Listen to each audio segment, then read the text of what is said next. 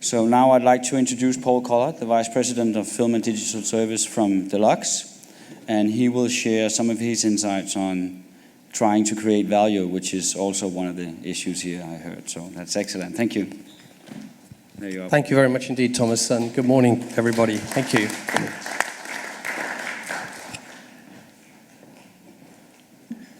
Thank you very much for the slides. Well, good morning, everybody. Once again, Deluxe is delighted to be a sponsor of the FIAT World Conference, and we're delighted to be sharing with you today in this theme on the digital journey. This session is about industry challenges for archives, and in thinking about this, in this rapidly transforming media industry, I posed the question to myself and to you, what does the future digital archive look like? The obvious question to me is it a deep archive? And all the things that Hank has just been speaking about are extremely pertinent to that. Or is it a hosting service? Or is it both?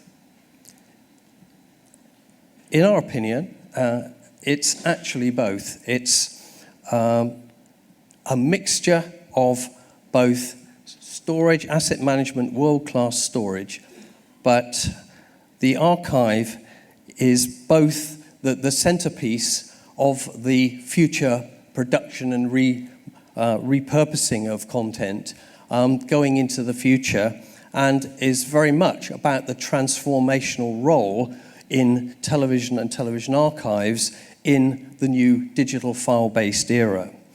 And I think that the presentation on day one about innovation is absolutely key here. In other words, how do you apply these aspirations in the real world? Well, Deluxe provides global content services across the world and is fortunate to have as its clients a number of the major studios who have very large demands in terms of their content repurposing and delivery. So we've invested a lot of R&D and development work in this field.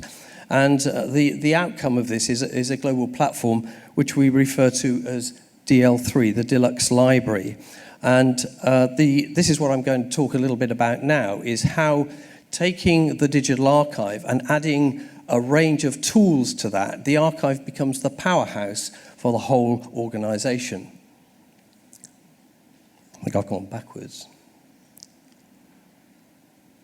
Well, I really have. That's it, sorry about that. So, yeah, DL3, 3 stands really for 3 divisions of working, or phases of working. The first is creation of content. The second is the management, media management of that content. And the third is the marketing or distribution of that content across multi-platforms.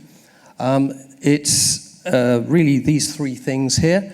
The creation of content, essentially the asset management, starts at the point that a finished program is delivered into the archive. That's what we can consider to be the point at which media management starts. However, it's also the beginning of the repurposing of that content into all its multiple forms of deliverables.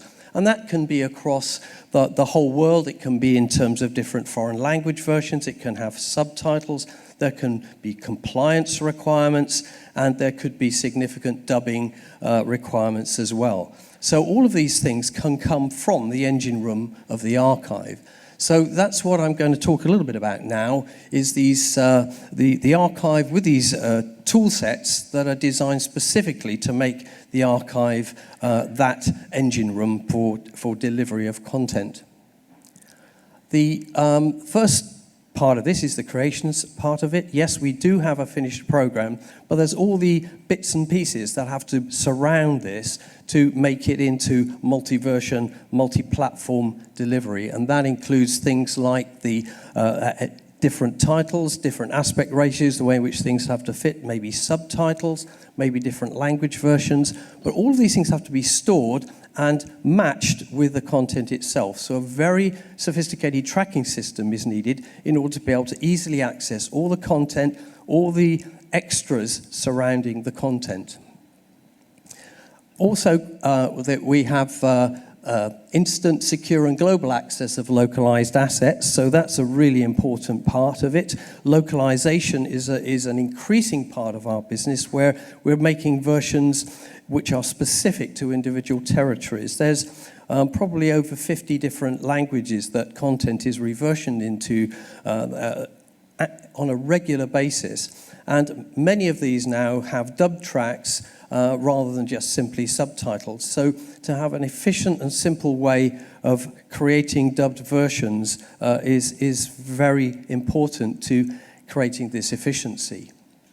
So we have a tool called Casting Manager, and that enables online the placing of local dubbing studios voice clips from all the different actors in those different dubbing studios, where they can be viewed online and listened to by the producer of the program or whoever's looking after the reversioning, to match the characteristic of their voices to the characters involved, and to make a selection of what voice works best. Then, narrowing that down to 2 or 3, it's possible then to run an online casting session where those particular actors are going to a voiceover studio and actually do a voiceover on a small section of the program, and then the selection can be made. The voiceover is done in territory, but the final mix is done in a central place. So it's very efficient. It stops its deduplication of effort for different platforms. This could start with a feature film, could be done for the TV version, could be done for the Blu-ray DVD version, and could be done for the online version as well. So it's creating efficiencies by having such tools. Menus and additional material for Blu-ray and DVD release. Again, collecting these together and reusing them for the different platforms so that content that is created, say, for versions that go into one platform, like the cinema, can be reused and repurposed for television and for online use. That means you don't have to do it 3 or 4 times, and that creates efficiencies as well. And looking at, for approvals, doing this online is a very efficient way of doing it, but you have to be able to do it securely. So security is a key factor in terms of all of these online facilities. So that's really important. Creation of the Blu-ray and DVD products. A single film or episodic master is used to create all the different versions, and again, that creates the efficiency we were talking about. Now, getting on to digital distribution, another part of the DL3 toolset, it assembles and delivers digital distribution products to many different portals. So the toolset is like a production line, so it actually manages the encoding and transcoding and packaging and quality control and delivery into the different marketplaces. One of the really important things about file delivery, which the DL3 does have, is a lineage tracking. We now make files of many different types from each program, and keeping a track of what the parent, what the grandparent is, what the children are of that particular file is becoming increasingly important in terms of context, in terms of what elements we use to make that individual version. So within the DL3 is a tool set which tracks lineage and gives you a simple tree diagram of where the content came from and where it has gone to, and that helps to quickly go to the right file to use. There's customizing of the content as well for delivery. Because we are regularly supplying to iTunes, Amazon, Google platforms, any changes or new platforms or Netflix coming along, the technologists get early adoption of and early insight into the technical requirements for the metadata.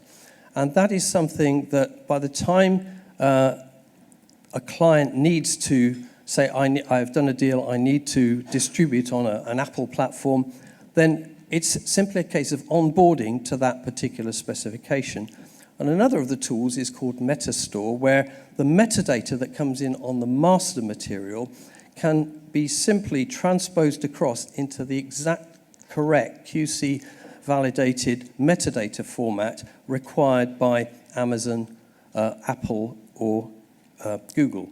And that makes for easy transformation of metadata across the different platforms.